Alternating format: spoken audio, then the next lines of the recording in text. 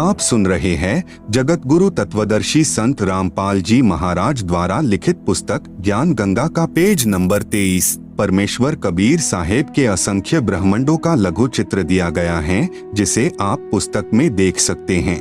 आप सुन रहे हैं जगत गुरु तत्वदर्शी संत रामपाल जी महाराज द्वारा लिखित पुस्तक ज्ञान गंगा का पेज नंबर 24। जैसे गृह मंत्रालय के दस्तावेजों पर हस्ताक्षर करेंगे तो अपने को गृह मंत्री लिखेंगे, वहाँ उसी व्यक्ति के हस्ताक्षर की शक्ति कम होती है। इसी प्रकार कबीर परमेश्वर यानी कबीरदेव की रोशनी में अंतर भिन्न भिन्न लोकों में होता जाता है। ठीक इसी प्रकार पूर्ण परमात्मा कबीरदेव यानी कबीर परमेश्वर ने नीचे के 3 और लोकों यानी अगम लोक, अलख लोक, सतलोक की रचना शब्द यानी वचन से की। यही पूर्ण ब्रह्म परमात्मा कबीरदेव यानी कबीर परमेश्वर ही अगम लोक में प्रकट हुआ तथा कबीरदेव यानी कबीर परमेश्वर अगम लोक का भी स्वामी है तथा वहाँ इनका उपमात्मक यानी पदवी का नाम अगम पुरुष अर्थात अगम प्रभु है। इसी अगम प्रभु का मानव सदृश शरीर बहुत तेजोमय है, जिसके एक रोम यानी शरीर के एक बाल की रोशनी खरब सूर्य की रोशनी से भी अधिक है। यह पूर्ण परमात्मा कबीरदेव यानी कबीर परमेश्वर अलख लोक में प्रकट हुआ तथा स्वयं ही अलख लोक का भी स्वामी है तथा उपमात्मक यानी पदवी का नाम अलख पुरुष भी इसी परमेश्वर का है तथा इस पूर्ण प्रभु का मानव सदृश शरीर तेजोमय स्वर ज्योति यानी स्वयं प्रकाशित है। एक रोम यानी शरीर के एक बाल की रोशनी अरब सूर्यों के प्रकाश से भी ज्यादा है। यही पूर्ण प्रभु सतलोक में प्रकट हुआ तथा सतलोक का भी अधिपति यही है, इसलिए इसी का उपमात्मक यानी पदवी का नाम सतपुरुष यानी अविनाशी प्रभु है।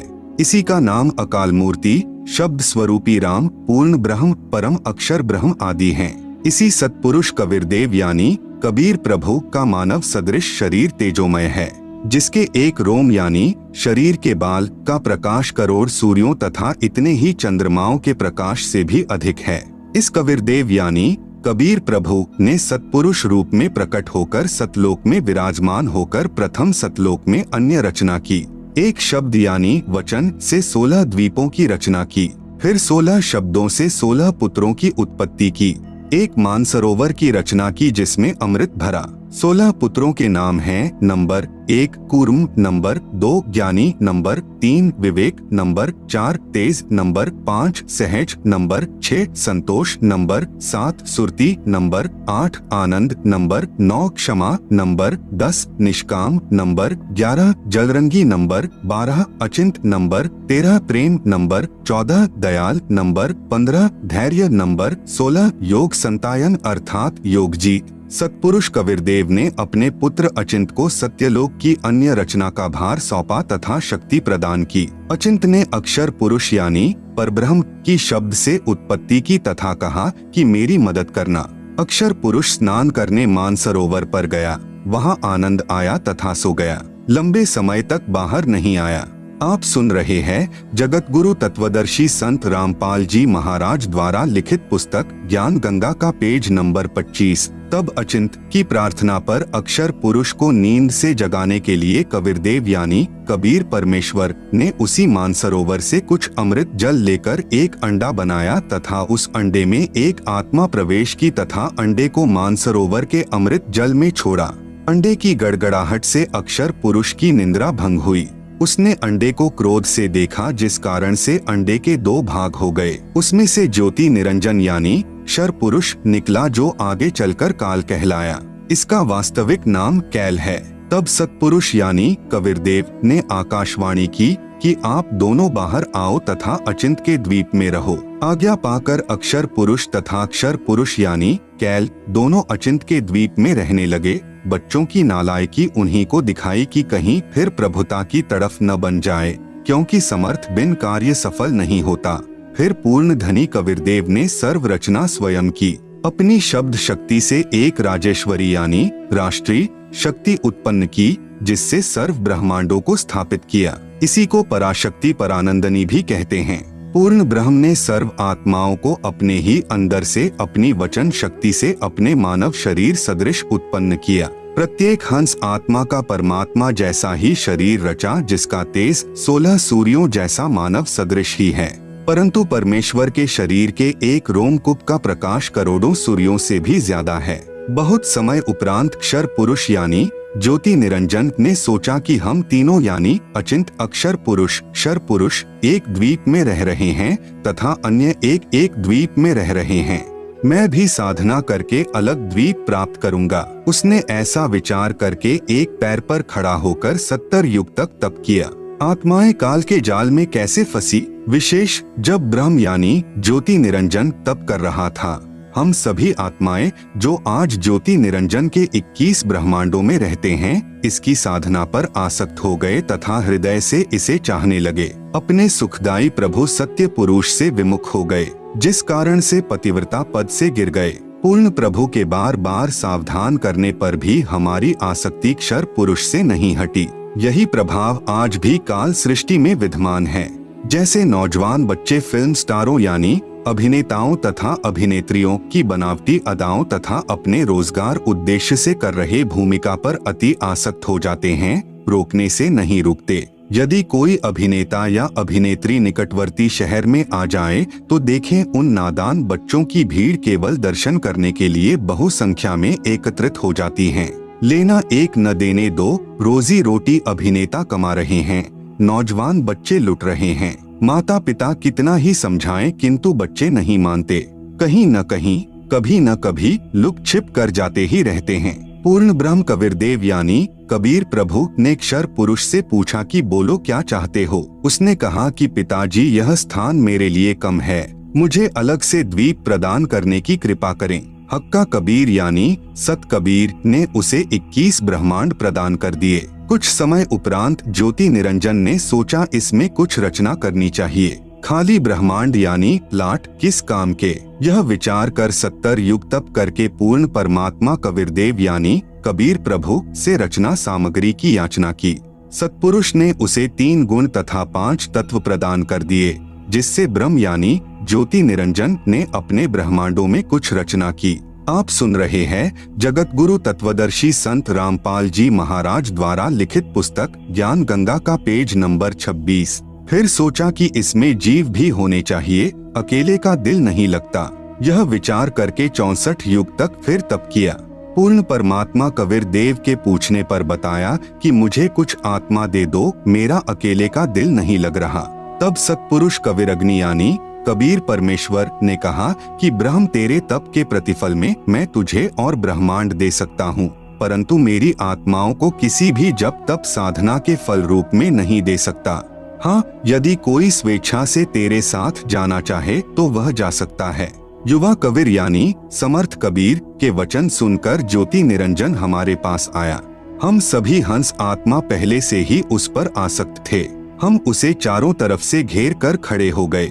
ज्योति निरंजन ने कहा कि मैंने पिताजी से अलग 21 ब्रह्मांड प्राप्त किए हैं, वहाँ नाना प्रकार के रमणीय स्थल बनाए हैं, क्या आप मेरे साथ चलोगे? हम सभी हंसों ने, जो आज 21 ब्रह्मांडों में परेशान हैं, कहा कि हम तैयार हैं, यदि पिताजी आज्ञा दें। तब क्षर पुरुष पूर्ण ब्रह्म महान कबीर यानी समर्थ कबीर प्रभु के पास गया तथा सर्व वार्ता कही।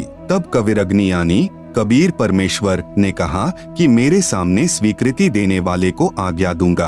क्षर पुरुष तथा परम अक्षर पुरुष यानी कबीर मितौजा यानी कबीर अमित औजा यानी जिसकी शक्ति का कोई वार नहीं, वह कबीर, दोनों हम सभी हंसात्माओं के पास आए। सत कबीर देव ने कहा कि जो हंस आत्मा ब्रह्म के साथ जाना चाहता है, हाथ ऊपर करके स्वीकृति दे। अपने पिता के सामने किसी की हिम्मत नहीं हुई, किसी ने स्वीकृति नहीं दी।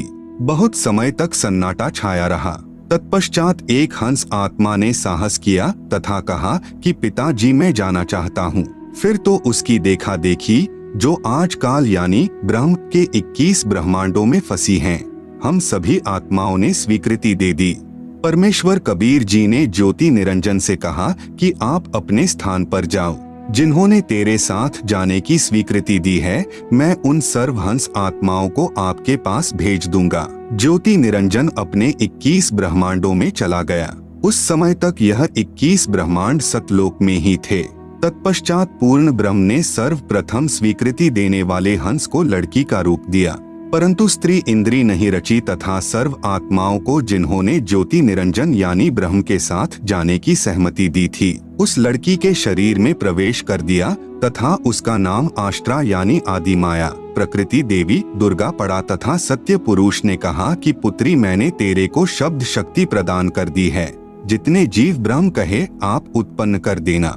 पूर्ण ब्रह्म कबीरदेव यानी कबीर साहेब अपने पुत्र सहज दास के द्वारा प्रकृति को क्षर पुरुष के पास भिजवा दिया।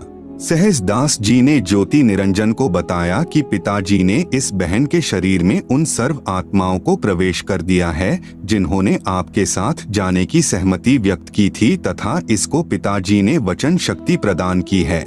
आप जितने जीव चाहोगे प्रकृति अपने शब्द से उत्पन्न कर देगी।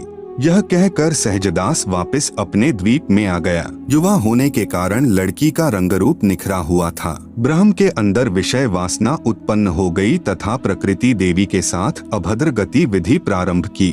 आप सुन रहे हैं जगत गुरु तत्वदर्शी संत रामपाल जी महाराज द्वारा लिखित पुस्तक ज्ञान गंगा का पेज नंबर 27। तब दुर्गा ने कहा कि ज्योति निरंजन मेरे पास पिताजी की प्रदान की हुई शब्द शक्ति है। आप जितने प्राणी कहोगे मैं वचन से उत्पन्न कर दूंगी। आप मैथुन परंपरा शुरू मत करो। आप भी उसी पिता के शब्द से अंडे से उत्पन्न हुए हो तथा मैं भी उसी परमपिता के वचन से ही बाद में उत्पन्न हुई हूँ। आप मेरे बड़े भाई हो, बहन भाई का यह योग महापाप का कारण बनेगा। परंतु ज्योति निरंजन ने प्रकृति देवी की एक भी प्रार्थना नहीं सुनी तथा अपनी शब्द शक्ति द्वारा नाखूनों से स्त्री इंद्री यानी भग प्रकृति को लगा दी तथा बलात्कार करने की ठानी। उसी समय दुर्गा ने अपनी इज्जत रक्षा के लिए कोई और चारा न देख सूक्ष्म रूप बनाया तथा ज्योति निरंजन के खुले मुख के द्वारा पेट में प्रवेश करके पूर्ण ब्रह्म कबीरदेव से अपनी रक्षा के लिए याचना की। उसी समय कबीरदेव यानी कबीरदेव अपने पुत्र योग संतायन अर्थात जोगजीत का रूप बनाकर वहां प्रकट हुए तथा कन्या को ब्रह्म के उदर से बाहर निकाला तथा कहा कि ज्योति निरंजन आज से तेरा नाम काल होगा, तेरे जन्म मृत्यु होते रहेंगे, इसीलिए तेरा नाम क्षर पुरुष होगा तथा 1 लाख मानव शरीरधारी प्राणियों को प्रतिदिन खाया करेगा व 1.25 लाख उत्पन्न किया करेगा। आप दोनों को 21 ब्रह्मांड सहित निष्कासित किया जाता है।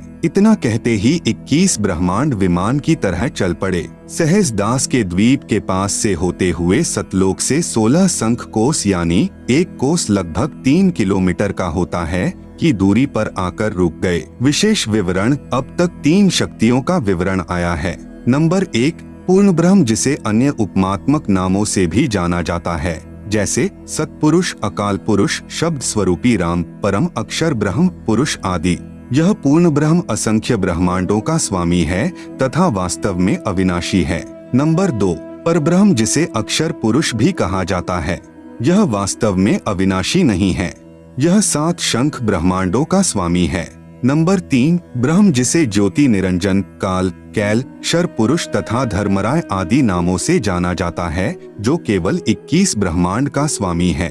अब आगे इसी ब्रह्म यानी काल की सृष्टि के एक ब्रह्मांड का परिचय दिया जाएगा जिसमें 3 और नाम आपके पढ़ने में आएंगे, ब्रह्मा, विष्णु तथा शिव। जगत गुरु तत्वदर्शी संत रामपाल जी महाराज द्वारा लिखित पुस्तक ज्ञान गंगा का पेज नंबर 28 पर एक ब्रह्मांड का लघु चित्र दिया गया है जिसे आप पुस्तक में देख सकते हैं।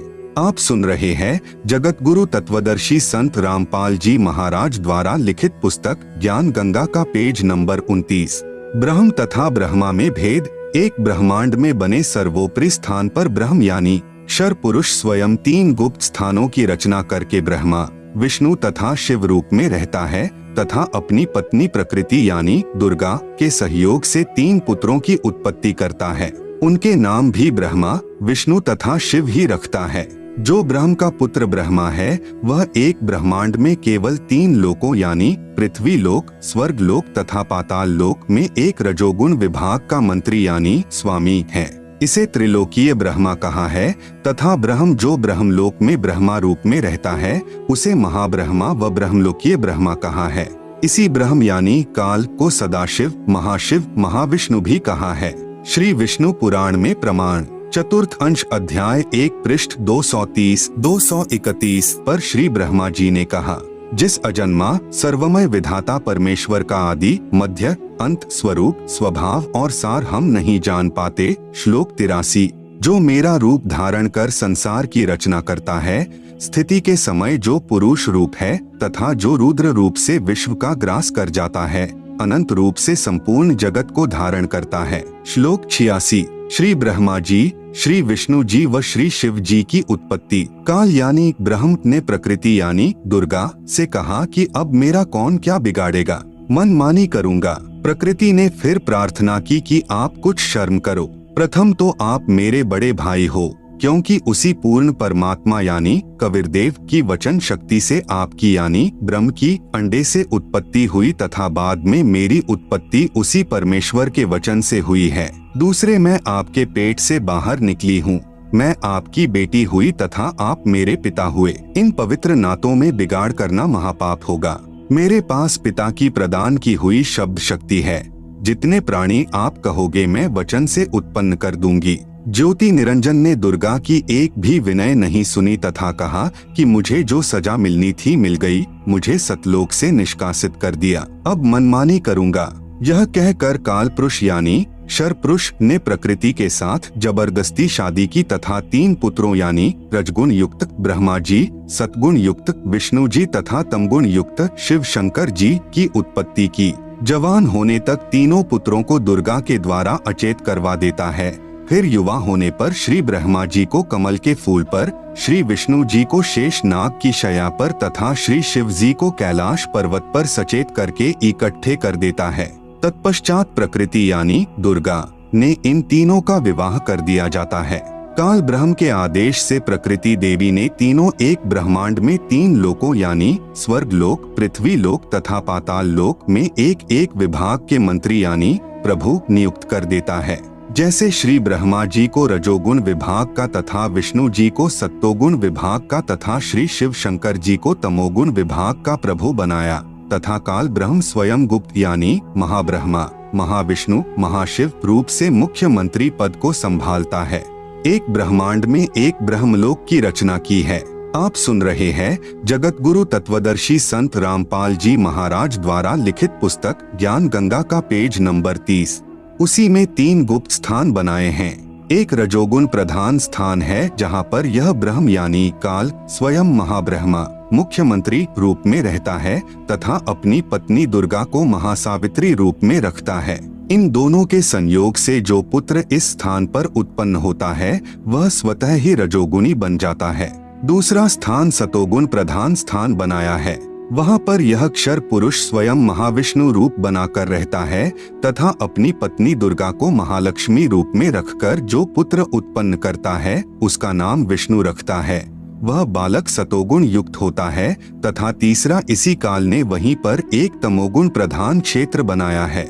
उसमें यह स्वयं सदाशिव रूप बनाकर रहता है तथा अपनी पत्नी दुर्गा को महापार्वती रूप में रखता है। इन दोनों के पति पत्नी व्यवहार से जो पुत्र उत्पन्न होता है उसका नाम शिव रख देते हैं तथा तमोगुण युक्त कर देते हैं। प्रमाण के लिए देखें पवित्र श्री शिव महापुराण विधवेश्वर संहिता पृष्ठ 24-26 जिसमें ब्रह्मा, विष्णु, रुद्र तथा महेश्वर से अन्य सदाशिव है तथा रुद्र संहिता अध्याय 6 तथा 7-9 पृष्ठ नंबर 100 से 105 तथा 110 पर अनुवाद करता श्री हनुमान प्रसाद पोद्दार गीता प्रेस गोरखपुर से प्रकाशित तथा पवित्र श्रीमद देवी महापुराण तीसरा स्कंद अध्याय 1 से 5 पृष्ठ नंबर 114 से 123 तक।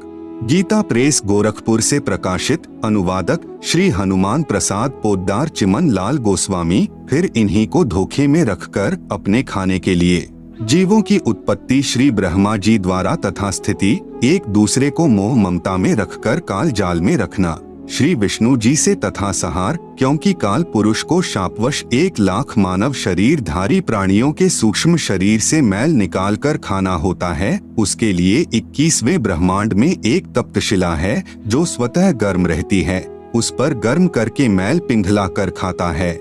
जीव मरते नहीं परंतु कष्ट असहनीय होता है। फिर प्राणियों को कर्म आधार पर अन्य शरीर प्रदान करता है। श्री शिव जी द्वारा करवाता है। जैसे किसी मकान में 3 कमरे बने हों, एक कमरे में अश्लील चित्र लगे हों, उस कमरे में जाते ही मन में वैसे ही मलिन विचार उत्पन्न हो जाते हैं। दूसरे कमरे में साधु संतों भक्तों के चित्र लगे हों तो मन में अच्छे विचार प्रभु का चिंतन ही बना रहता है। तीसरे कमरे में देश भक्तों व शहीदों के चित्र लगे हों तो मन में वैसे ही जोशीले विचार उत्पन्न हो जाते हैं। ठीक इसी प्रकार ब्रह्म यानी काल ने अपनी सूझबूझ से उपरोक्त तीनों गुण प्रधान स्थानों की रचना की हुई है। तीनों गुण क्या हैं? प्रमाण सहित तीनों गुण रजगुण ब्रह्मा जी, सतगुण विष्णु जी, तमगुण शिव जी हैं। ब्रह्म यानी काल तथा प्रकृति यानी दुर्गा से उत्पन्न हुए हैं तथा तीनों नाशवान हैं। प्रमाण गीता प्रेस गोरखपुर से प्रकाशित श्री शिव महापुराण जिसके संपादक हैं श्री हनुमान प्रसाद पोद्दार, पृष्ठ संख्या 24 से 26 विधवेश्वर संहिता तथा पृष्ठ 110 अध्याय 9 रुद्र संहिता। इस प्रकार ब्रह्मा विष्णु तथा शिव तीनों देवताओं में गुण हैं, परंतु शिव यानी ब्रह्म काल गुणातीत कहा गया है। आप सुन रहे हैं जगत गुरु तत्वदर्शी संत रामपाल जी महाराज द्वारा लिखित पुस्तक ज्ञान गंगा का पेज नंबर 31। दूसरा प्रमाण गीता प्रेस गोरखपुर से प्रकाशित श्रीमद् देवी भागवत पुराण जिसके संपादक हैं श्री हनुमान प्रसाद पोद्दार चिमन लाल गोस्वामी। तीसरा स्कंद अध्याय 5 पृष्ठ 123। भगवान विष्णु ने दुर्गा की स्तुति की, कहा कि मैं यानी विष्णु ब्रह्मा तथा शंकर तुम्हारी कृपा से विद्यमान हैं। हमारा तो आविर्भाव यानी जन्म तथा तिरोभाव यानी मृत्यु होती है। हम नित्य यानी अविनाशी नहीं हैं। तुम ही नित्य हो, जगत जननी हो, प्रकृति और सनातनी देवी हो। भगवान शंकर ने कहा, यदि भगवान ब्रह्मा तथा भगवान विष्णु तुम ही से उत्पन्न हुए हैं तो उनके बाद उत्पन्न होने वाला मैं तमोगुणी लीला करने वाला शंकर क्या तुम्हारी संतान नहीं हुआ? अर्थात मुझे भी उत्पन्न करने वाली तुम ही हो। इस संसार की सृष्टि स्थिति संहार में तुम्हारे गुण सदा सर्वदा हैं। इन्हीं तीनों गुणों से उत्पन्न हम ब्रह्मा विष्णु तथा शंकर नियमानुसार कार्य में तत्पर रहते हैं। उपरोक्त यह विवरण केवल हिंदी में अनुवादित श्री देवी महापुराण से है, जिसमें कुछ तथ्यों को छुपाया गया है। इसलिए यही प्रमाण देखें श्रीमद्देवी भागवत महापुराण सभाष्टिकम संहात्यम, खेमराज श्री कृष्ण दास प्रकाशन मुंबई। इसमें संस्कृत सहित हिंदी अनुवाद किया है। तीसरा स्कंद अध्याय 4 पृष्ठ 10 श्लोक 42। ब्रह्मा अहम ईश्वरः फिलते प्रभावात् सर्वे वयम जनियुता न यदा तु नित्याः के अन्ये सुराः शतमख प्रमुखाः च नित्या नित्या त्वमेव जननी प्रकृतिः पुराणा। हिंदी अनुवाद हे मात ब्रह्मा मैं तथा शिव तुम्हारे ही प्रभाव से जन्मवान हैं, नित्य नहीं हैं, अर्थात हम अविनाशी नहीं हैं। फिर अन्य इंद्रादि दूसरे देवता किस प्रकार नित्य हो सकते हैं? तुम ही अविनाशी हो, प्रकृति तथा सनातनी देवी हो। पृष्ठ 11-12 अध्याय 5 श्लोक 8। यदि दयार्ग्रमना न सदाम्बिके कथमेहम विहितः च तमोगुणः कमलजश्च रजोगुण संभवः सुविहितः किमु सत्वगुणो हरियः। अनुवाद भगवान शंकर बोले कि मात यदि हमारे ऊपर आप दयायुक्त हो तो मुझे तमोगुण क्यों बनाया? कमल से उत्पन्न ब्रह्मा को रजोगुण किस लिए बनाया तथा विष्णु को सतगुण क्यों बनाया? अर्थात जीवों के जन्म मृत्यु रूपी दुष्कर्म में क्यों लगाया? श्लोक 12। रमे से स्वप्तिम पुरुषम सदा तव गतिम न ही वह विद्म शिवे। हिंदी अपने पति पुरुष अर्थात काल भगवान के साथ सदा भोग विलास करती रहती हो, आपकी गति कोई नहीं जानता। निष्कर्ष उपरोक्त प्रमाणों से प्रमाणित हुआ कि रजगुण ब्रह्मा, सतगुण विष्णु तथा तमगुण शिव है, ये तीनों नाशवान है। दुर्गा का पति ब्रह्म यानी काल है, यह उसके साथ भोग विलास करता है। यह भी सिद्ध हुआ कि दुर्गा तथा ब्रह्म यानी काल भी साकार हैं। ब्रह्म यानी काल की अव्यक्त रहने की प्रतिज्ञा। सूक्ष्मवेद से शेष सृष्टि रचना। तीनों पुत्रों की उत्पत्ति के पश्चात ब्रह्म ने अपनी पत्नी दुर्गा यानी प्रकृति से कहा, मैं प्रतिज्ञा करता हूँ कि भविष्य में मैं किसी को अपने वास्तविक रूप में दर्शन नहीं दूंगा। आप सुन रहे हैं जगत गुरु तत्वदर्शी संत रामपाल जी महाराज द्वारा लिखित पुस्तक ज्ञान गंगा का पेज नंबर 32। जिस कारण से मैं अव्यक्त माना जाऊंगा। दुर्गा से कहा कि आप मेरा भेद किसी को मत देना, मैं गुप्त रहूंगा। दुर्गा ने पूछा कि क्या आप अपने पुत्रों को भी दर्शन नहीं दोगे? ब्रह्म ने कहा, मैं अपने पुत्रों को तथा अन्य को किसी भी साधना से दर्शन नहीं दूंगा। यह मेरा अटल नियम रहेगा। दुर्गा ने कहा, यह तो आपका उत्तम नियम नहीं है जो आप अपनी संतान से भी छुपे रहोगे। तब काल ने कहा, दुर्गा मेरी विवशता है, मुझे 1,00,000 मानव शरीरधारी प्राणियों का आहार करने का श्राप लगा है। यदि मेरे पुत्रों यानी ब्रह्मा, विष्णु, महेश को पता लग गया तो ये उत्पत्ति, स्थिति तथा संहार का कार्य नहीं करेंगे। इसलिए यह मेरा अनुत्तम नियम सदा रहेगा। जब ये तीनों कुछ बड़े हो जाएं तो इन्हें अचेत कर देना, मेरे विषय में नहीं बताना, नहीं तो मैं तुझे भी दंड दूंगा। दुर्गा इस डर के मारे वास्तविकता नहीं बताती।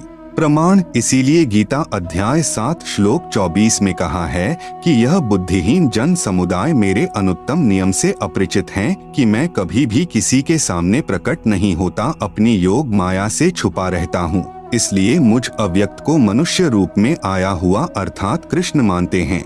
अबुद्धयः यानी बुद्धिहीन, मम यानी मेरे, अनुत्तमम यानी अनुत्तम अर्थात घटिया, अव्ययम यानी अविनाशी, परम भावम यानी विशेष भाव को, अजानन्तः यानी न जानते हुए, माम अव्यक्तम यानी मुझ अव्यक्त को, व्यक्तिम यानी मनुष्य रूप में, आपन्नम यानी आया, मन्यन्ते यानी मानते हैं अर्थात मैं कृष्ण नहीं हूँ। गीता अध्याय 7 श्लोक 24, गीता अध्याय 11 श्लोक 47 तथा 48 में कहा है कि यह मेरा वास्तविक काल रूप है। इसके दर्शन अर्थात ब्रह्म प्राप्ति न वेदों में वर्णित विधि से, न जप से, न तप से तथा न किसी क्रिया से हो सकती है। जब तीनों बच्चे युवा हो गए तब माता भवानी यानी प्रकृति अष्टंगी ने कहा कि तुम सागर मंथन करो। प्रथम बार सागर मंथन किया तो ज्योति निरंजन ने अपने श्वासों द्वारा 4 वेद उत्पन्न किए। उनको गुप्त वाणी द्वारा आज्ञा दी कि सागर में निवास करो। 4 वेद निकले, वह ब्रह्मा ने लिए। वस्तु लेकर तीनों बच्चे माता के पास आए। तब माता ने कहा कि 4 वेदों को ब्रह्मा रखे व पढ़े। नोट, वास्तव में पूर्ण ब्रह्म ने ब्रह्म अर्थात काल को 5 वेद प्रदान किए थे, लेकिन ब्रह्म ने केवल 4 वेदों को प्रकट किया, 5वां वेद छुपा दिया, जो पूर्ण परमात्मा ने स्वयं प्रकट होकर कबीरगिरभी अर्थात कबीरवाणी यानी कबीर वाणी द्वारा लोकोक्तियों व दोहों के माध्यम से प्रकट किया है। दूसरी बार सागर मंथन किया तो 3 कन्याएं मिली। माता ने तीनों को बांट दिया। प्रकृति यानी दुर्गा ने अपने ही अन्य 3 रूप यानी सावित्री, लक्ष्मी तथा पार्वती धारण किए तथा समुद्र में छुपा दी। सागर मंथन के समय बाहर आ गई। वही प्रकृति 3 रूप हुई तथा भगवान ब्रह्मा को सावित्री, भगवान विष्णु को लक्ष्मी, भगवान शंकर को पार्वती पत्नी रूप में दी। तीनों ने भोग विलास किया। सुर तथा असुर दोनों पैदा हुए। आप सुन रहे हैं जगत गुरु तत्वदर्शी संत रामपाल जी महाराज द्वारा लिखित पुस्तक ज्ञान गंगा का पेज नंबर 33। जब तीसरी बार सागर मंथन किया तो 14 रत्न ब्रह्मा को तथा अमृत विष्णु को व देवताओं को, मध यानी शराब असुरों को तथा विष परमार्थ शिव ने अपने कंठ में ठहराया। यह तो बहुत बाद की बात है। जब ब्रह्मा वेद पढ़ने लगा तो पता चला कि कोई सर्व ब्रह्मांडों की रचना करने वाला कुल का मालिक पुरुष यानी प्रभु और है। तब ब्रह्मा जी ने विष्णु जी व शंकर जी को बताया कि वेदों में वर्णन है कि सृजनहार कोई और प्रभु है, परंतु वेद कहते हैं कि भेद हम भी नहीं जानते। उसके लिए संकेत है कि किसी तत्वदर्शी संत से पूछो। तब ब्रह्मा माता के पास आया और सब वृतांत कह सुनाया। माता कहा करती थी कि मेरे अतिरिक्त और कोई नहीं है, मैं ही करता हूँ, मैं ही सर्वशक्तिमान हूँ। परंतु ब्रह्मा ने कहा कि वेद ईश्वर कृत हैं, यह झूठ नहीं हो सकते। दुर्गा ने कहा कि तेरा पिता तुझे दर्शन नहीं देगा, उसने प्रतिज्ञा की हुई है। तब ब्रह्मा ने कहा, माता जी अब आपकी बात पर अविश्वास हो गया है, मैं उस पुरुष यानी प्रभु का पता लगाकर ही रहूंगा। दुर्गा ने कहा कि यदि वह तुझे दर्शन नहीं देगा तो तुम क्या करोगे? ब्रह्मा ने कहा कि मैं आपको शक्ल नहीं दिखाऊंगा। दूसरी तरफ ज्योति निरंजन ने कसम खाई है कि मैं अव्यक्त रहूंगा, किसी को दर्शन नहीं दूंगा, अर्थात 21 ब्रह्मांड में कभी भी अपने वास्तविक काल रूप में आकार में नहीं आऊंगा। गीता अध्याय नंबर 7 का श्लोक नंबर 24। अव्यक्तम व्यक्तिम आपन्नम मन्यन्ते माम अबुद्धयः परम भावम अजानन्तः मम अव्ययम अनुत्तमम। अनुवाद, अबुद्धयः यानी बुद्धिहीन लोग, मम यानी मेरे, अनुत्तमम यानी अश्रेष्ठ, अव्ययम यानी अटल, परम यानी परम, भावम यानी भाव को, अजानन्तः यानी न जानते हुए, अव्यक्तम यानी अदृश्यमान, माम यानी मुझे, काल को, व्यक्तिम यानी नर रूप आकार में, कृष्ण आपन्नम यानी प्राप्त हुआ, मन्यन्ते यानी मानते हैं। गीता अध्याय नंबर 7 का श्लोक नंबर 25। न अहम प्रकाशः सर्वस्य योगमाया स्मावृतः मूढ़ः अयम न अभिजानाति लोकः माम अजम अव्ययम। अनुवाद: अहम यानी मैं, योगमाया स्मावृतः यानी योगमाया से छिपा हुआ, सर्वस्य यानी सबके, प्रकाशः यानी प्रत्यक्ष, न यानी नहीं होता अर्थात अदृश्य अर्थात अव्यक्त रहता हूँ इसलिए, अजम यानी जन्म न लेने वाले, अव्ययम यानी अविनाशी अटल भाव को, अयम यानी यह, मूढ़ः यानी अज्ञानी, लोकः यानी जन समुदाय संसार, माम यानी मुझे, न यानी नहीं, अभिजानाति यानी जानता अर्थात मुझको कृष्ण समझता है, क्योंकि ब्रह्म अपनी शब्द शक्ति से अपने नाना रूप बना लेता है। यह दुर्गा का पति है, इसलिए इस मंत्र में कह रहा है कि मैं श्री कृष्ण आदि की तरह दुर्गा से जन्म नहीं लेता।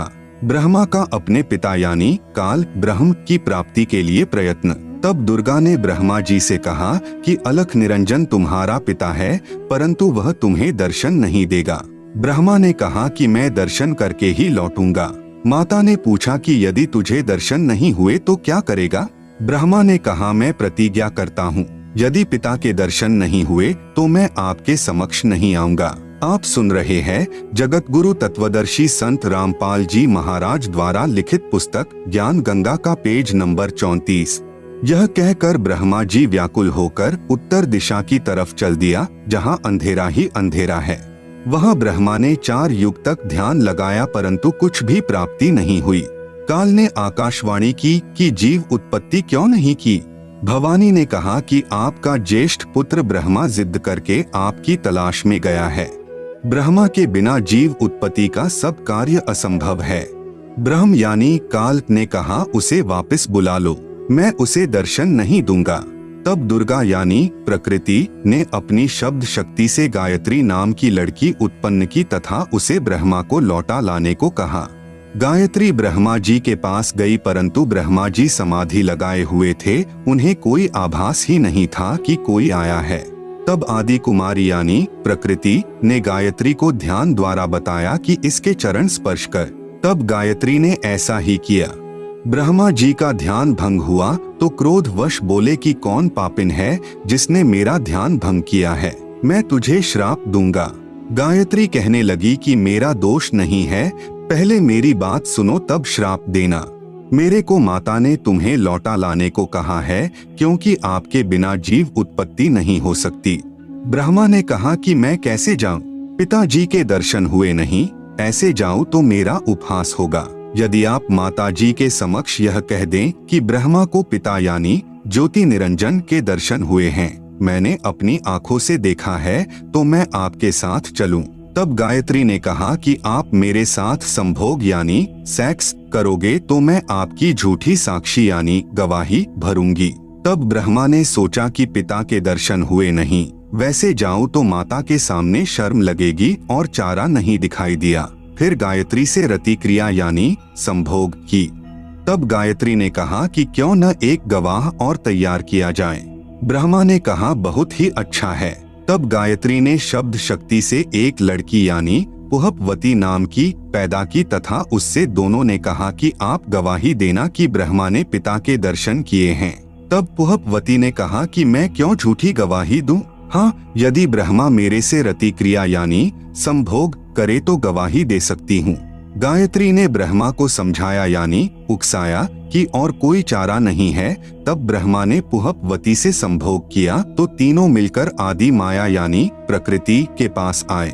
दोनों देवियों ने उपरोक्त शर्त इसलिए रखी थी कि यदि ब्रह्मा माता के सामने हमारी झूठी गवाही को बता देगा तो माता हमें श्राप दे देगी, इसलिए उसे भी दोषी बना लिया। यहाँ महाराज गरीब दास जी कहते हैं कि दास गरीब यह चूक धुरोधुर। भावार्थ, इस काल यानी ब्रह्म के लोक में यह बुराई प्रारंभ से ही है तथा यहाँ काल के लोक में देवता भी बुराई से अछूते नहीं हैं। जैसे श्री विष्णु जी ने जालंधर राक्षस की पतिव्रता पत्नी तुलसी के साथ धोखा करके उसके साथ रति क्रिया यानी सेक्स करके उसका पतिव्रता भंग किया, भगवान शिव ने भी श्री विष्णु द्वारा मोहिनी रूप धारण करने पर उसके साथ संभोग यानी सेक्स करने के उद्देश्य से उसका हाथ पकड़ा। उसी कारण से श्री शिव का शुक्र यानी वीर्य स्खलित हो गया। श्री विष्णु जी अपने वास्तविक रूप में प्रकट हो गए। आप सुन रहे हैं जगत गुरु तत्वदर्शी संत रामपाल जी महाराज द्वारा लिखित पुस्तक ज्ञान गंगा का पेज नंबर 35। माता दुर्गा द्वारा ब्रह्मा को श्राप देना। ब्रह्मा ने वेदों में पढ़ा यजुर्वेद अध्याय 5 मंत्र 1 अग्नेह तनुह असि, जिसका अर्थ है परमेश्वर तेजोमय शरीर युक्त है। विष्णवे त्वा सोमस्य तनुह असि, अर्थ है सर्व का पालन करने के लिए उस अविनाशी परमात्मा का शरीर है। इसलिए ब्रह्मा ने उन दोनों स्त्रियों को समझा दिया था कि तुम कहना कि परमात्मा मानव सदृश तेजोमय शरीर युक्त है। तब माता ने ब्रह्मा से पूछा, क्या तुझे तेरे पिता के दर्शन हुए? ब्रह्मा ने कहा, हाँ मुझे पिता के दर्शन हुए हैं, वह मनुष्य सदृश तेजोमय शरीर युक्त है। दुर्गा ने कहा, साक्षी बता। तब ब्रह्मा ने कहा, इन दोनों के समक्ष साक्षात्कार हुआ है। देवी ने उन दोनों लड़कियों से पूछा, क्या तुम्हारे सामने ब्रह्म का साक्षात्कार हुआ है? तब दोनों ने कहा कि हाँ, हमने अपनी आंखों से देखा है। फिर भवानी यानी प्रकृति को संशय हुआ कि मुझे तो ब्रह्म ने कहा था कि मैं किसी को दर्शन नहीं दूंगा, परंतु ये कहते हैं कि दर्शन हुए हैं। तब अष्टंगी ने ध्यान लगाया और काल ज्योति निरंजन से पूछा कि यह क्या कहानी है। ज्योति निरंजन जी ने कहा कि ये तीनों झूठ बोल रहे हैं। तब माता ने कहा, तुम झूठ बोल रहे हो। आकाशवाणी हुई है कि इन्हें कोई दर्शन नहीं हुए। यह बात सुनकर ब्रह्मा ने कहा कि माता जी, मैं सौगंध खाकर पिता की तलाश करने गया था, परंतु पिता यानी ब्रह्म के दर्शन हुए नहीं। आपके पास आने में शर्म लग रही थी, इसलिए हमने झूठ बोल दिया। तब माता यानी दुर्गा ने कहा कि अब मैं तुम्हें श्राप देती हूँ। ब्रह्मा को श्राप, तेरी पूजा जग में नहीं होगी। आगे तेरे वंशज होंगे, वे बहुत पाखंड करेंगे, झूठी बात बनाकर जग को ठगेंगे। ऊपर से तो कर्म कांड करते दिखाई देंगे, अंदर से विकार करेंगे। कथा पुराणों को पढ़कर सुनाया करेंगे, स्वयं को ज्ञान नहीं होगा कि सद्ग्रंथों में वास्तविकता क्या है। फिर भी मान वश तथा धन प्राप्ति के लिए गुरु बनकर अनुयायियों को लोकवेद यानी शास्त्र विरुद्ध दंत कथा सुनाया करेंगे। देवी देवों की पूजा करके तथा करवा के दूसरों की निंदा करके कष्ट पर कष्ट उठाएंगे। जो उनके अनुयायी होंगे उनको परमार्थ नहीं बताएंगे, दक्षिणा के लिए जगत को गुमराह करते रहेंगे। अपने आप को सबसे श्रेष्ठ मानेंगे, दूसरों को नीचा समझेंगे। जब माता के मुख से यह सुना तो ब्रह्मा मूर्छित होकर जमीन पर गिर गया। बहुत समय उपरांत होश में आया। गायत्री को श्राप, तेरे कई सांड पति होंगे, तू मृतलोक में गाय बनेगी। पुहपवती को श्राप, तेरी जगह गंदगी में होगी, तेरे फूलों को कोई पूजा में नहीं लाएगा। इस झूठी गवाही के कारण तुझे यह नरक भोगना होगा। तेरा नाम केवड़ा केतकी होगा, हरियाणा में कुसोंधी कहते हैं। यह गंदगी यानी कुर्डियों वाली जगह पर होती है। इस प्रकार तीनों को श्राप देकर माता भवानी बहुत पछताई। आप सुन रहे हैं जगत गुरु तत्वदर्शी संत रामपाल जी महाराज द्वारा लिखित पुस्तक ज्ञान गंगा का पेज नंबर 36।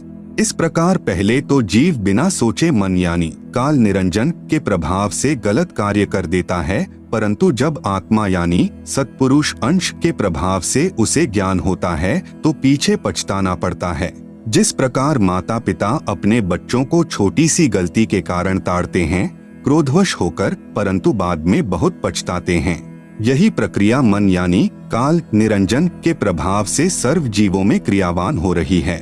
हाँ, यहाँ एक बात विशेष है कि निरंजन यानी काल ब्रह्म ने भी अपना कानून बना रखा है कि यदि कोई जीव किसी दुर्बल जीव को सताएगा तो उसे उसका बदला देना पड़ेगा। जब आदि भवानी यानी प्रकृति अष्टंगी ने ब्रह्मा गायत्री व पुहपवती को श्राप दिया तो अलख निरंजन यानी ब्रह्मकाल ने कहा कि हे भवानी यानी प्रकृति अष्टंगी, यह आपने अच्छा नहीं किया। अब मैं यानी निरंजन आपको श्राप देता हूँ कि द्वापर युग में तेरे भी 5 पति होंगे। द्रौपदी ही आदिमाया का अवतार हुई है। जब यह आकाशवाणी सुनी तो आदि माया ने कहा कि हे ज्योति निरंजन यानी काल, मैं तेरे वश पड़ी हूँ, जो चाहे सो कर ले। सृष्टि रचना में दुर्गा जी के अन्य नामों का बार बार लिखने का उद्देश्य है कि पुराणों, गीता तथा वेदों में प्रमाण देखते समय भ्रम उत्पन्न नहीं होगा। जैसे गीता अध्याय 14 श्लोक 3-4 में काल ब्रह्म ने कहा है कि प्रकृति तो गर्भ धारण करने वाली सब जीवों की माता है, मैं उसके गर्भ में बीज स्थापित करने वाला पिता हूँ। श्लोक 4 में कहा है कि प्रकृति से उत्पन्न तीनों गुण जीवात्मा को कर्मों के बंधन में बांधते हैं। इस प्रकरण में प्रकृति तो दुर्गा है तथा तीनों गुण तीनों देवता रजगुण ब्रह्मा, सतगुण विष्णु तथा तमगुण शिव के सांकेतिक नाम हैं। विष्णु का अपने पिता यानी काल ब्रह्म की प्राप्ति के लिए प्रस्थान व माता का आशीर्वाद पाना। इसके बाद विष्णु से प्रकृति ने कहा कि पुत्र तू भी अपने पिता का पता लगा ले। तब विष्णु अपने पिताजी काल यानी ब्रह्म का पता करते करते पाताल लोक में चले गए, जहाँ शेषनाग था। उसने विष्णु को अपनी सीमा में प्रविष्ट होते देखकर क्रोधित होकर जहर भरा फुंकारा मारा। उसके विष के प्रभाव से विष्णु जी का रंग सांवला हो गया, जैसे स्प्रे पेंट हो जाता है। तब विष्णु ने चाहा कि इस नाग को मजा चखाना चाहिए। तब ज्योति निरंजन यानी काल ने देखा कि अब विष्णु को शांत करना चाहिए। तब आकाशवाणी हुई कि विष्णु अब तू अपनी माता जी के पास जा और सत्य सत्य सारा विवरण बता देना तथा जो कष्ट आपको शेषनाग से हुआ है इसका प्रतिशोध द्वापर युग में लेना। द्वापर युग में आप यानी विष्णु तो कृष्ण अवतार धारण करोगे और कालीदह में कालिंद्री नामक नाग शेषनाग का अवतार होगा। ऊंच होई के नीच सतावे ताकर ओएल यानी बदला मोही सो पावे, जो जीव देई पीर पुनि काहू हम पुनि ओएल दिवावे ताहू। तब विष्णु जी माता जी के पास आए तथा सत्य सत्य कह दिया कि मुझे पिता के दर्शन नहीं हुए। आप सुन रहे हैं जगत गुरु तत्वदर्शी संत रामपाल जी महाराज द्वारा लिखित पुस्तक ज्ञान गंगा का पेज नंबर 37। इस बात से माता यानी प्रकृति बहुत प्रसन्न हुई और कहा कि पुत्र तू सत्यवादी है। अब मैं अपनी शक्ति से तेरे पिता से मिलाती हूँ तथा तेरे मन का संशय खत्म करती हूँ। कबीर देख पुत्र तो ही पिता भीटाऊ, तोरे मन का धोखा मिटाऊ। मन स्वरूप करता कह जानो, मनते दूजा और न मानो। स्वर्ग पाताल दौर मन केरा, मन अस्थिर मन अह अनेरा। निरंकार मन ही को कहिए, मन की आस निश दिन रहिए। देखूं पलटी शून्य मह ज्योति, जहाँ पर झिलमिल झालर होती। इस प्रकार माता यानी अष्टंगी प्रकृति ने विष्णु से कहा कि मन ही जग का करता है, यही ज्योति निरंजन है। ध्यान में जो 1000 ज्योतियां नजर आती हैं, वही उसका रूप है। जो शंख घंटा आदि का बाजा सुना, यह महास्वर्ग में निरंजन का ही बज रहा है। तब माता यानी अष्टंगी प्रकृति ने कहा कि हे पुत्र, तुम सब देवों के सरताज हो और तेरी हर कामना व कार्य मैं पूर्ण करूंगी। तेरी पूजा सर्व जग में होगी। आपने मुझे सच सच बताया है। काल के 21 ब्रह्मांडों के प्राणियों की विशेष आदत है कि अपनी व्यर्थ महिमा बनाता है। जैसे दुर्गा जी श्री विष्णु जी को कह रही है कि तेरी पूजा जग में होगी, मैंने तुझे तेरे पिता के दर्शन करा दिए। दुर्गा ने केवल प्रकाश दिखाकर श्री विष्णु जी को बहका दिया। श्री विष्णु जी भी प्रभु की यही स्थिति अपने अनुयायियों को समझाने लगे कि परमात्मा का केवल प्रकाश दिखाई देता है, परमात्मा निराकार है। इसके बाद आदि भवानी रुद्र यानी महेश जी के पास गई तथा कहा कि महेश तू भी कर ले अपने पिता की खोज। तेरे दोनों भाइयों को तो तुम्हारे पिता के दर्शन नहीं हुए, उनको जो देना था वह प्रदान कर दिया है, अब आप मांगो जो मांगना है। तब महेश ने कहा कि हे जननी, मेरे दोनों बड़े भाइयों को पिता के दर्शन नहीं हुए, फिर प्रयत्न करना व्यर्थ है। कृपा मुझे ऐसा वर दो कि मैं अमर यानी मृत्युंजय हो जाऊं। तब माता ने कहा कि यह मैं नहीं कर सकती, हाँ युक्ति बता सकती हूँ जिससे तेरी आयु सबसे लंबी बनी रहेगी। विधि योग समाधि है, इसलिए महादेव जी ज्यादातर समाधि में ही रहते हैं। इस प्रकार माता यानी अष्टंगी प्रकृति ने तीनों पुत्रों को विभाग बांट दिए।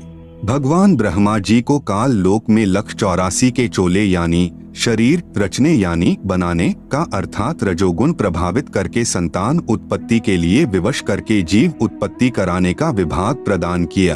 भगवान विष्णु जी को इन जीवों के पालन पोषण कर्मानुसार करने तथा मोह ममता उत्पन्न करके स्थिति बनाए रखने का विभाग दिया। भगवान शिव शंकर यानी महादेव को संहार करने का विभाग प्रदान किया, क्योंकि इनके पिता निरंजन को 1 लाख मानव शरीरधारी जीव प्रतिदिन खाने पड़ते हैं। यहाँ पर मन में एक प्रश्न उत्पन्न होगा कि ब्रह्मा, विष्णु तथा शंकर जी से उत्पत्ति, स्थिति और संहार कैसे होता है? ये तीनों अपने अपने लोक में रहते हैं। जैसे आजकल संचार प्रणाली को चलाने के लिए उपग्रहों को ऊपर आसमान में छोड़ा जाता है। आप सुन रहे हैं जगत गुरु तत्वदर्शी संत रामपाल जी महाराज द्वारा लिखित पुस्तक ज्ञान गंगा का पेज नंबर 38, और वे नीचे पृथ्वी पर संचार प्रणाली को चलाते हैं। ठीक इसी प्रकार ये तीनों देव जहाँ भी रहते हैं, इनके शरीर से निकलने वाले सूक्ष्म गुण की तरंगे तीनों लोकों में अपने आप हर प्राणी पर प्रभाव बनाए रहती है। उपरोक्त विवरण एक ब्रह्मांड में ब्रह्म यानी काल की रचना का है। ऐसे ऐसे क्षर पुरुष यानी काल के 21 ब्रह्मांड हैं, परंतु क्षर पुरुष यानी काल स्वयं व्यक्त अर्थात वास्तविक शरीर रूप में सबके सामने नहीं आता। उसी को प्राप्त करने के लिए तीनों देवों यानी ब्रह्मा जी, विष्णु जी, शिव जी को वेदों में वर्णित विधि अनुसार भरसक साधना करने पर भी ब्रह्म यानी काल के दर्शन नहीं हुए। बाद में ऋषियों ने वेदों को पढ़ा, उसमें लिखा है कि अग्नेय तनूर असि, पवित्र यजुर्वेद अध्याय 1 मंत्र 15 परमेश्वर सशरीर है, तथा पवित्र यजुर्वेद अध्याय 5 मंत्र 1 में लिखा है कि अग्नेय तनूर असि विष्णवे त्वा सोमस्य तनूर असि। इस मंत्र में 2 बार वेद गवाही दे रहा है कि सर्वव्यापक सर्वपालन करता सत्पुरुष सशरीर है। पवित्र यजुर्वेद अध्याय 40 मंत्र 8 में कहा है कि कबीर मनीषी यानी जिस परमेश्वर की सर्व प्राणियों को चाह है, वह कबीर अर्थात कबीर है। उसका शरीर बिना नाड़ी यानी अस्नाविरम का है। शुक्रम यानी वीर्य से बनी 5 तत्व से बनी भौतिक अकायम यानी काया रहित है। वह सर्व का मालिक सर्वोपरि सत्यलोक में विराजमान है। उस परमेश्वर का तेजपुंज का स्वर ज्योति यानी स्वयं प्रकाशित शरीर है, जो शब्द रूप अर्थात अविनाशी है। वही कबीरदेव यानी कबीर परमेश्वर है, जो सर्व ब्रह्मांडों की रचना करने वाला विधाता यानी सर्व ब्रह्मांडों का रचनहार, स्वयंभूः यानी स्वयं प्रकट होने वाला, यथा तथ्य अर्थान यानी वास्तव में, शाश्वत यानी अविनाशी है। गीता अध्याय 15 श्लोक 17 में भी प्रमाण है। भावार्थ है कि पूर्ण ब्रह्म का शरीर का नाम कबीर यानी कबीरदेव है। उस परमेश्वर का शरीर नूर तत्व से बना है। परमात्मा का शरीर अति सूक्ष्म है, जो उस साधक को दिखाई देता है जिसकी दिव्य दृष्टि खुल चुकी है।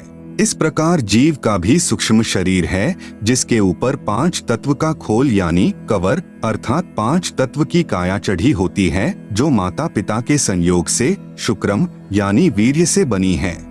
शरीर त्यागने के पश्चात भी जीव का सूक्ष्म शरीर साथ रहता है।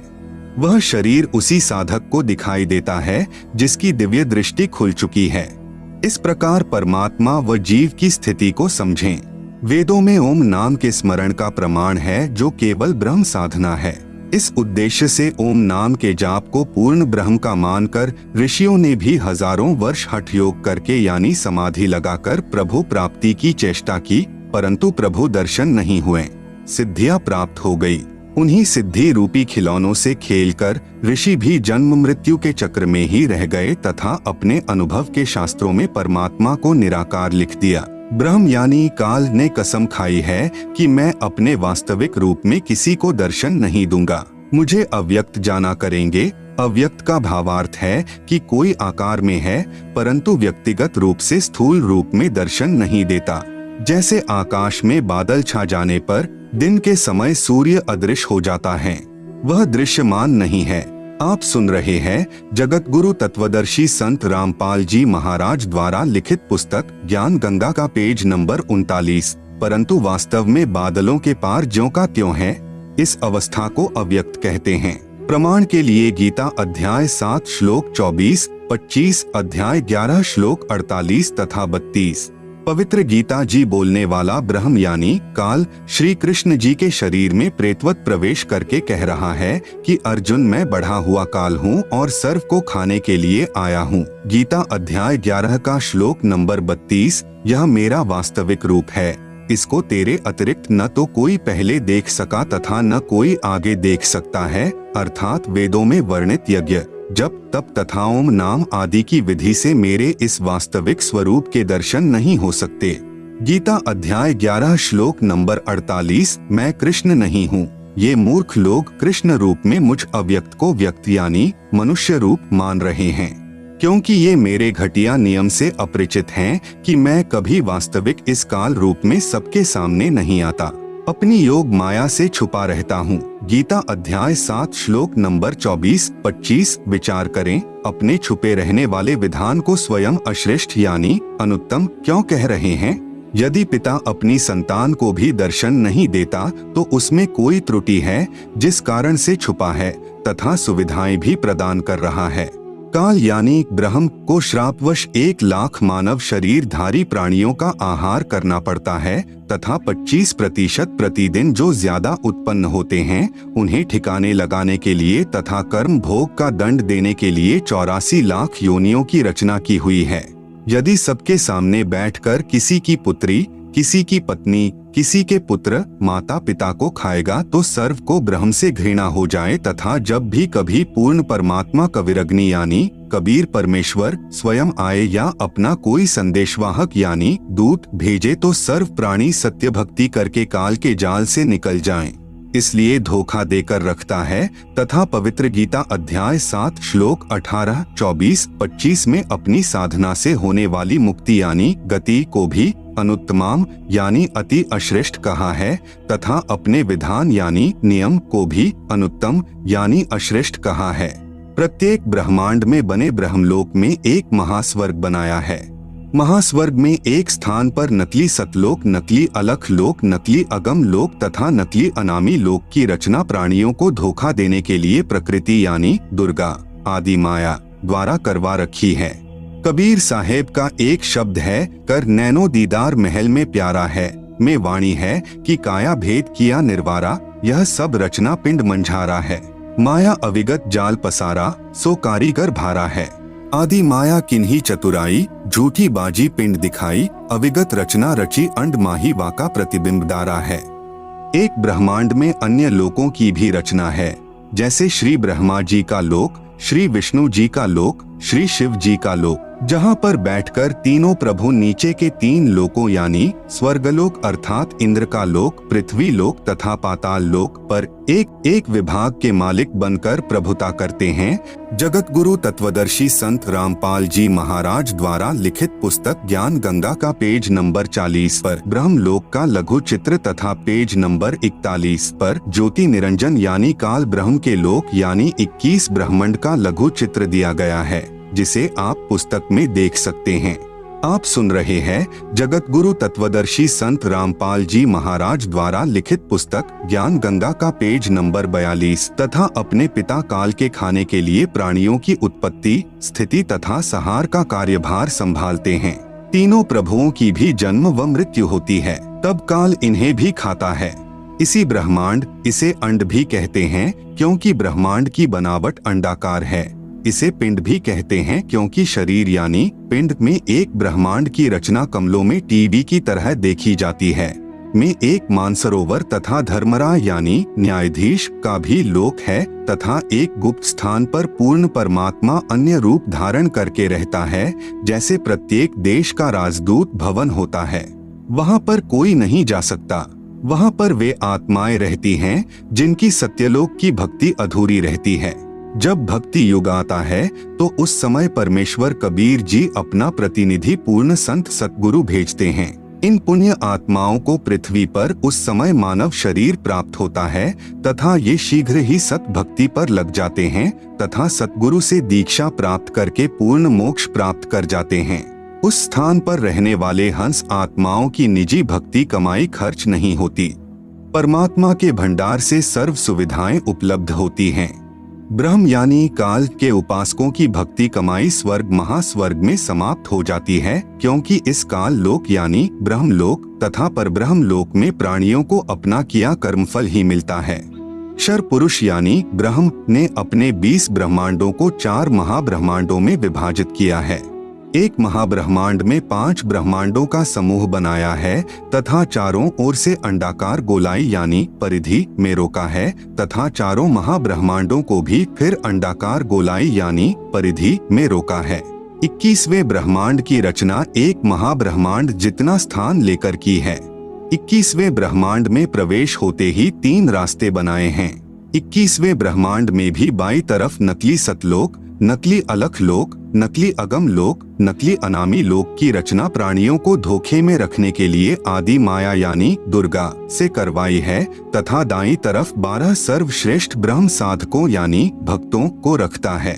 फिर प्रत्येक युग में उन्हें अपने संदेश वाहक यानी संत सतगुरु बनाकर पृथ्वी पर भेजता है, जो शास्त्र विधि रहित साधना व ज्ञान बताते हैं तथा स्वयं भी भक्तिहीन हो जाते हैं तथा अनुयायियों को भी काल जाल में फंसा जाते हैं। फिर वे गुरुजी तथा अनुयायी दोनों ही नरक में जाते हैं। फिर सामने एक ताला लगा रखा है, वह रास्ता काल यानी ब्रह्म के निज लोक में जाता है, जहाँ पर यह ब्रह्म यानी काल अपने वास्तविक मानव सदृश काल रूप में रहता है। इसी स्थान पर एक पत्थर की टुकड़ी तवे के आकार की यानी चपाती पकाने की लोहे की गोल प्लेट सी होती है, स्वतः गर्म रहती है, जिस पर 1 लाख मानव शरीरधारी प्राणियों के सूक्ष्म शरीर को भूनकर उनमें से गंदगी निकालकर खाता है। उस समय सर्व प्राणी बहुत पीड़ा अनुभव करते हैं तथा हाहाकार मच जाती है। फिर कुछ समय उपरांत वे बेहोश हो जाते हैं। जीव मरता नहीं। फिर धर्मराय के लोक में जाकर कर्माधार से अन्य जन्म प्राप्त करते हैं तथा जन्म मृत्यु का चक्कर बना रहता है। आप सुन रहे हैं जगत गुरु तत्वदर्शी संत रामपाल जी महाराज द्वारा लिखित पुस्तक ज्ञान गंगा का पेज नंबर 43। उपरोक्त सामने लगा ताला ब्रह्म यानी काल केवल अपने आहार वाले प्राणियों के लिए कुछ क्षण के लिए खोलता है। पूर्ण परमात्मा के सत्य नाम व सार नाम से यह ताला स्वयं खुल जाता है। ऐसे काल का जाल पूर्ण परमात्मा कबीरदेव यानी कबीर साहेब ने स्वयं ही अपने निजी भक्त धर्मदास जी को समझाया। परब्रह्म के 7 संख ब्रह्मांडों की स्थापना कबीर परमेश्वर यानी कबीरदेव ने आगे बताया है कि परब्रह्म यानी अक्षर पुरुष ने अपने कार्य में गफलत की, क्योंकि यह मानसरोवर में सो गया तथा जब परमेश्वर यानी मैंने अर्थात कबीर साहेब ने उस सरोवर में अंडा छोड़ा तो अक्षर पुरुष यानी परब्रह्म ने उसे क्रोध से देखा। इन दोनों अपराधों के कारण 7 संख ब्रह्मांडों सहित सतलोक से बाहर कर दिया। अन्य कारण अक्षर पुरुष यानी परब्रह्म अपने साथी ब्रह्म यानी शर पुरुष की विदाई में व्याकुल होकर परमपिता कबीरदेव यानी कबीर परमेश्वर की याद भूलकर उसी को याद करने लगा तथा सोचा कि क्षर पुरुष यानी ब्रह्म तो बहुत आनंद मना रहा होगा, वह स्वतंत्र राज्य करेगा, मैं पीछे रह गया। तथा अन्य कुछ आत्माएं जो परब्रह्म के साथ 7 संख ब्रह्मांडों में जन्म मृत्यु का कर्मदंड भोग रही हैं, उन हंस आत्माओं की विदाई की याद में खो गई जो ब्रह्म यानी काल के साथ 21 ब्रह्मांडों में फंसी हैं तथा पूर्ण परमात्मा सुखदाई कबीरदेव की याद भुला दी। परमेश्वर कबीरदेव के बार बार समझाने पर भी आस्था कम नहीं हुई। परब्रह्म यानी अक्षर पुरुष ने सोचा कि मैं भी अलग स्थान प्राप्त करूं तो अच्छा रहे। यह सोचकर राज्य प्राप्ति की इच्छा से सारनाम का जाप प्रारंभ कर दिया। इसी प्रकार अन्य आत्माओं ने यानी जो परब्रह्म के साथ संख ब्रह्मांडों में फंसी हैं, सोचा कि वे जो ब्रह्म के साथ आत्माएं गई हैं, वे तो वहां मौज मस्ती मनाएंगे, हम पीछे रह गए। परब्रह्म के मन में यह धारणा बनी कि क्षर पुरुष अलग होकर बहुत सुखी होगा। यह विचार कर अंतरात्मा से भिन्न स्थान प्राप्ति की ठान ली। परब्रह्म यानी अक्षर पुरुष ने हठ योग नहीं किया, परंतु केवल अलग राज्य प्राप्ति के लिए सहज ध्यान योग विशेष कसक के साथ करता रहा। अलग स्थान प्राप्त करने के लिए पागलों की तरह विचरने लगा, खाना पीना भी त्याग दिया। अन्य कुछ आत्माएं जो पहले काल ब्रह्म के साथ गई आत्माओं के प्रेम में व्याकुल थी, वे अक्षर पुरुष के वैराग्य पर आसक्त होकर उसे चाहने लगी। पूर्ण प्रभु के पूछने पर परब्रह्म ने अलग स्थान मांगा तथा कुछ हंसात्माओं के लिए भी याचना की। तब कबीरदेव ने कहा कि जो आत्मा आपके साथ स्वेच्छा से जाना चाहें उन्हें भेज देता हूँ। पूर्ण प्रभु ने पूछा कि कौन हंस आत्मा परब्रह्म के साथ जाना चाहता है।